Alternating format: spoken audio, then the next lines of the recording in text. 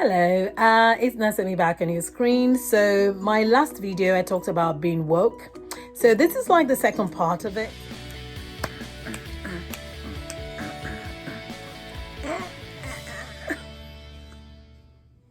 This woke is I decided to kind of separate it from the first one, from the racial and the beliefs and all that good stuff. People will not agree with you just because of the color of your skin, or is the color of your hair, or maybe it's the way you speak, or maybe because you have some piercings or tattoos. It doesn't matter. The human being is judgmental, and some even more so than others. Not everyone is going to be like me who's not judgmental, because I'm not. It's a waste of time. I do believe and accept that people are different, okay? So the Being Woke series, I'm kind of doing this because I did find that some people that I know got into trouble, and it's something I actually teach in my class, okay, being woke. So I'm using the word woke because I'm trying to reach the younger crowd, because that's like the lingo now. But I'm going to talk about LGBTQ. Yes, the LGBTQ community. Now, unless you're living under a rock, and I'm hoping that you're not. And if you have been living under a rock, I'm hoping that you're not giving care. You're not in the healthcare system because you're dealing with lives. It will behoove you to be woke to the LGBTQ community. And point in question, I'm going to talk about the transgender part of that community. Now, we live under a new dispensation, a new era. There are a lot of things that are going on that hadn't happened before, okay? So it's okay, because one thing we can be sure of in life is change. Change is always going to happen, whether you like it or you don't. It's either you're going with the change or you get left behind. And when you get left behind, well, things start to go wrong for you. Why? Because you're going to have to interact with people. You're going to have to interact with people, your neighbors, when you come outside your door in your house. You're going to have to interact with people at the grocery store. You're going to interact with people at your place of work. You're going to have to interact with people even in your church or place of worship, or in your mosque, or wherever you go do whatever it is you need to do. You need to understand one size doesn't fit all. So we're talking about the transgender species. And I use species because it's a sect, or it's a type, it's a community in the LGBTQ bigger community, okay? You don't have to believe in it. You don't have to agree with it. You don't have to even have friends or family that are in that community. It's really not about you. I keep saying this. Nobody cares what you feel, what you think. Keep your opinions to yourself. Why? Because it's not in the four corners of your house, right? It's not in your habitat. You work in this place. It's a job. Keep your opinions to yourself. Nobody cares what you think, because what you think and your opinion is going to get you into trouble.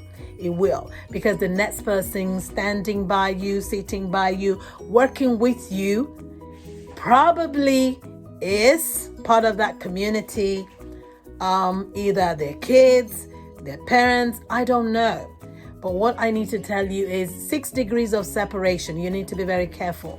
And I've seen these things play out at my place of work, where people think just because you look a certain way, you must be of the same belief with them. I've had people say things like, oh, this person is doing this because they're not like us. What you don't know my story. You don't know who I'm with. You don't know anything about me. So don't be presumptuous and think I'm thinking like you. And a situation had happened where there was a transgender person, and it's happening more than it's happened. People have shared their stories and their experience with me. And then when they found out, people got in trouble because they made disparaging remarks. And I'm talking not the patient, I'm talking you as the worker. Now, the patient can say any kind of thing they want to say. You need to understand that, because it's like, that whole saying of the customer is always right. That's how the patient is. The patient is your customer. They can say whatever they want to say, and it's up to you as a professional how you want to deal with it. Okay. It behooves you to be professional at all times. Now, that's not to say you're super human. Okay. There are times when it will get to you. Okay. However, what I'm saying is that you as the professional, treat everybody equally. Treat everybody like human, like a human being. Treat everybody the way you want to be treated, okay? I can tell you right now, you're not perfect. I'm not perfect. I say that all the time. I'm not perfect. But I'm going to try as much as possible to treat people the way I want to be treated, okay? That is respect. You got to show respect. You got to treat people as human beings. You shouldn't talk down, be condescending, or be snobbish and be judgmental of things you don't know about. I always say this: if you don't walk in my shoes, you cannot tell me how to feel. Now, sometimes people keep quiet or they're silent because they don't really want to be drawn into discussions of some sort, but that doesn't make them stupid, okay? Or that doesn't make them ignorant. But you need to understand this: at every time you're at work, you just gotta try to be woke. You're going to have transgendered people working with you or as your patients. You need to understand that you cannot discriminate against them. I don't care what your faith tells you. I don't care what your value system is. I don't care how you were raised. I don't care what you preach. You just need to understand that that space is not for you alone. People do get in trouble, okay? So that is my take on this, because I know a lot of healthcare people are starting to get in trouble for running their mouth. You need to shut up, okay?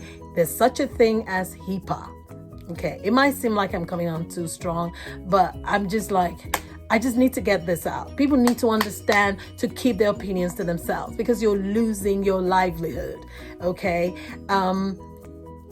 The reason why we as healthcare professionals or healthcare providers will know of transgender people who have not fully gone through the transformation, if you will, is because we're custodian of their care. So we get to see them in their private moments and with their private genitalia. So that's how you can know. Because I've seen situations where outward appearance, we don't even know.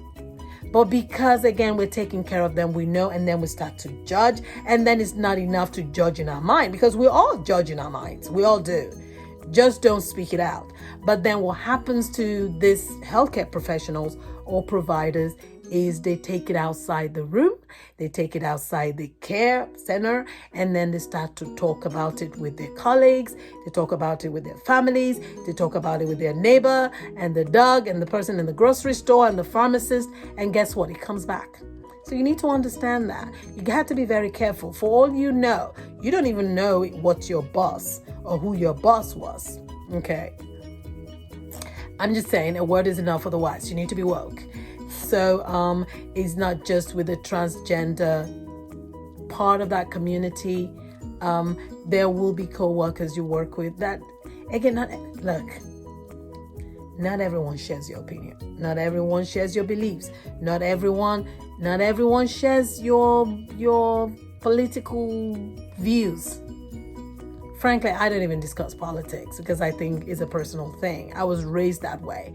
Whatever you think and you believe is yours. And unless or you're with family that you guys talk about things like that. But outside that, in the professional setting, you got to be professional at all times, because whatever you say comes back. They're going to talk about it. You need to understand that. People will talk about what you said. Okay, so that's why I'm not a part of that foolishness. Just because you see as transgender male or transgender female and you think it's okay to make fun of them, good luck. That's all I can say. Good luck.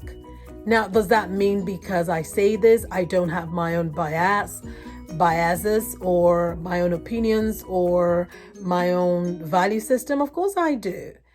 but my place of work is not where I'm going to be sharing it. Okay.